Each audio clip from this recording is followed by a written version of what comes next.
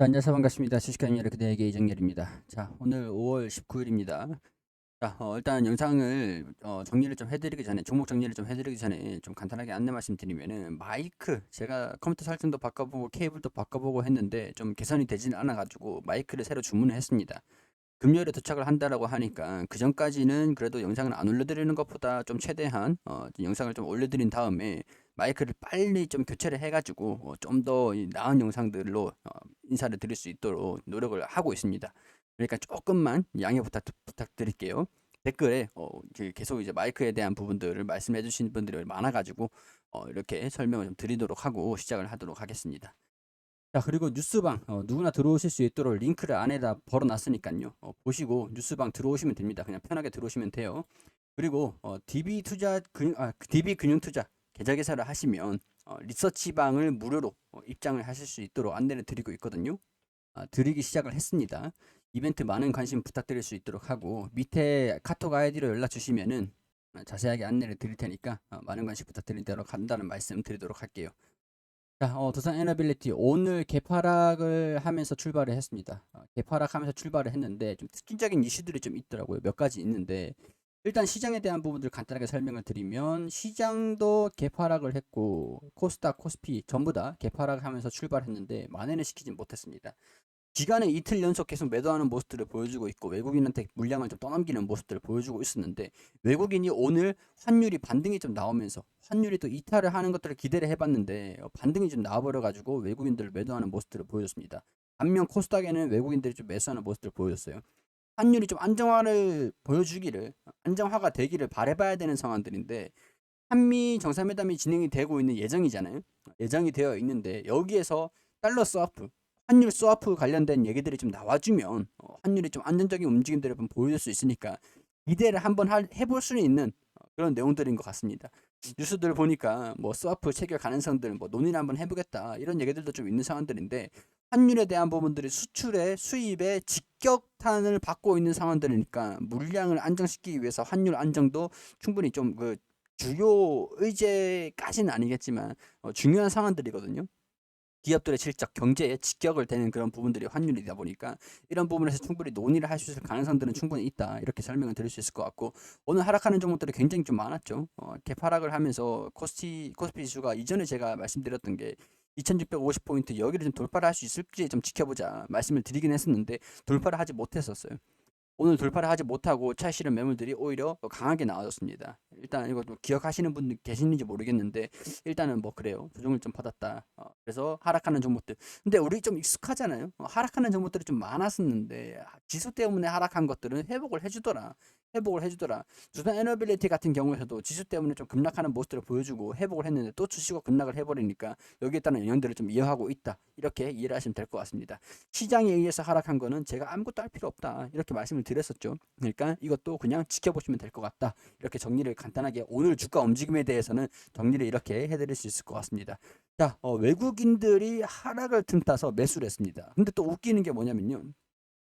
두산 에너빌리티의 대차 이게 무조건 공매도로 이어지진 않는데 대차 거래를 좀 하면은 이것도 상환하는 것들이 공매도가 좀 안정될 가능성들이 좀 있는 거거든요. 그러니까 대차 거래가 증가됐다라고 해가지고 공매도로 직격되는 건 아닌데 일단은 대차 거래가 좀 안정이 되면서 상환 금액들이 점점 늘어나면서 거래 대금도 많이 안정이 됐다. 오늘 거래량들 자체는 이전이랑 좀 유사한 수준이었는데 뭐 매매 비중은 별로 이렇게 그게 크게 영향이 있는 뭐 영향은 없었지만 공매도 거래 대금 자체는 좀 줄어들었다. 상원 대차 주식이 좀 감소되고 있다. 잔고가 감소되고 있다. 라고 하는 것들도 긍정적인 내용들이 아닌가 싶습니다. 더군다나 오늘 외국인들이 매수를 해줬고 프로그램 연기금 사모펀드에서도 매수하는 모습들을 좀 보여줬었죠. 그렇기 때문에 주가가 완전히 회복하진 못했지만 그래도 빠르게 반등이 나와줬던 것들은 프로그램도 그렇고 외국인들도 순매수를 보여줬고 대차 거래도 감소가 되고 있고 공매도가 감소되고 있다라는 것들은 굉장히 긍정적인 내용들이다라고 설명을 드릴 수가 있을 것 같습니다. 자, 20일 내일 여러모로 좀 중요한 한 날이 될 것 같아요. 추가 상장 신주인수권 상장 이슈들이 조금 있습니다. 신주인수권이 상장이 된다, 병역 상장이 된다. 주식수 자체가 그렇게 많지는 않아요. 보통주 자체가 많지는 않은데 일단은 5월 20일에 신주인수권 행사가 되면서 상장이 된다라고 하니까 이 물량 소화 움직임들을 외국인들이 같이 좀 해줄 것이냐, 물량 소화를 어떻게 해줄 것이냐. 근데 물량이 이렇게 많지는 않으니까 그렇게 걱정이 되진 않습니다. 보면은 20일에 회사채 수요 예측을 한다. 금리가 또 어떻게 되는가, 그것도 중요할 것 같은데 3년 변경 후에 첫 공모채 발행에 나서면서 시장에 관심이 쏠리고 있다. 회사채 시장이 4년 만에 복귀를 하는 것들인데 금리 인상 기조에서 금리 일단은 뭐 회사채 발행을 한다, 그냥 채권을 발행을 하는 거예요. 채권을 발행을 하는 것들인데 돈을 이제 유동성을 확보를 하기 위해서 돈을 확보를 하는 거죠. 이게 400억 원 규모의 2년물인데 이게 금리가 좀 높을 것인지, 금리를 좀 높다라고 하면은 긍정적인 내용들인데 금리가 좀 어떻게 결정이 되는지는 좀 봐야 될 것 같아요. 이게 회사채라는 게 어, 수요 예측을 진행을 하고 이거를 뭐 신주인수권으로 변경을 해도 되고 2년 동안 2년물이라고 하니까 2년 동안 가만히 놔둬놓기만 하면은 나중에 최종 이자를 다 받고 최종 이자를 받으면서 원금도 상환이 되는 그런 회사채예요. 좀 굉장히 회사 자체만 견고하다라고 하면은 긍정적인 상황들인데 회사채 발행에 성공했다라고 하면은 유동성이 확보가 되기 때문에 자금을 수혈을 받는 것들이기 때문에 뭐 긴급 자금 수혈 뭐 그런 것들은 아니고 안정적인 자금 수혈이에요. 그래서 좀 긍정적으로 반영이 되는 그런 측면도 있습니다. 내일 이제 수요 예측에 회사채 발행을 위한 수요 예측에 나선다라고 하니까 이런 것들도 주가에 영향을 좀 미칠 수 있을 만한 그런 상황들로 판단이 좀 됩니다. 재무구조 개선과 원자력 발전 친화 정부 출범으로 인해서 채권단 관리 체제도 조기 졸업을 했고 이런 부분에서 갚아야 하는 단기성 차입금 이런 것들도 재무구조를 시키면서 확보를 하기 위해서 공모채 발행을 좀 한다. 수주 잔액이 지난해 매출보다 큰 13조 원 수준이라는 점도 두산 에너빌리티가 공모채 발행을 흥행할 수 있지 않을까라는 긍정적인 내용들이 될 수가 있을 것 같아요. 친환경 정책을 펼치고 있는 윤 정부에서 두산 에너빌리티에는 호재다. 실제로 새 정부가 신한울 3, 4호기 원전 공사 재개를 공식화하면서 주기기 설비와 터빈 발전기 부품을 정산 납품해서 2017년도 묶였던 제작 비용 4,927억 원을 받을 수 있게 됐다. 이거는 일단 긍정적인 내용들이 되겠죠. 그리고 신한울 3, 4호기가 원전 공사를 재개를 하고 완성이 됐다고 하더라도 이게 유지 보수 비용들도 계속 두산 에너빌리티의 온핸드 수주로 계속 유지를 할 수 있을 내용들이다라고 말씀을 드릴 수 있을 것 같습니다. 각국의 원자력 발전 수요가 증가되면서 회사의 주력 수주 기반인 원자력 발전 시장의 확대 가능성도 계속 꾸준히 전망이 되고 있다. 공모 희망 금리가 4.5%에서 5.5%, 대 800억 원까지 증액 발행할 예정이다. 운영 자금, 그러니까 사채가 좀 남아 있는 것들을 상환을 하는 게 아니라 운영 자금이라는 점에서 흥행 가능성을 찾는다. 이게 뭐 사우디 주단구 공장 210억 원, 김포 열병합 복합 발전 건설 공사 590억 원 등등등 한 최대 800억 원까지 이 회사채를 발행을 해가지고 이거 가지고 공사를 진행을 하겠다.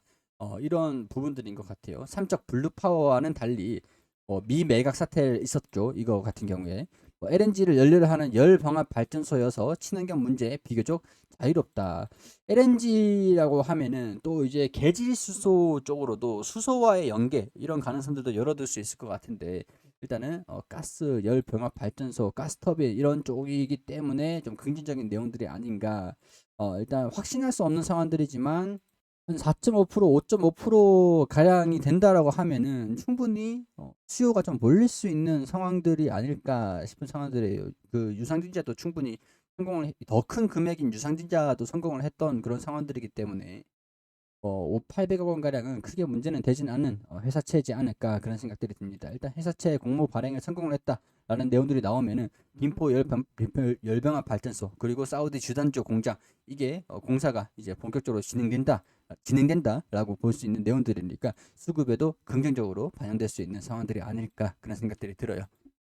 이런 것들 참고로 하셔가지고 보시면 좋을 것 같고요. 여기서 오늘 투자 에너빌리티 간단하게 설명을 드리면서 마무리할 수 있도록 하겠습니다. 쟁점은 회사채 그리고 신주인수권 발행 20일 수급 변화들 물량에 대한 변화들 같이 좀 살펴보자라는 것들이고, 시장에 의해서 조정을 받은 것들이니까 빠르게 마무리되는 모습들 보였으면 좋겠다라는 거 조금 여유 있게 지켜보자라는 것들 정리를 해드릴 수 있도록 할 것 같습니다.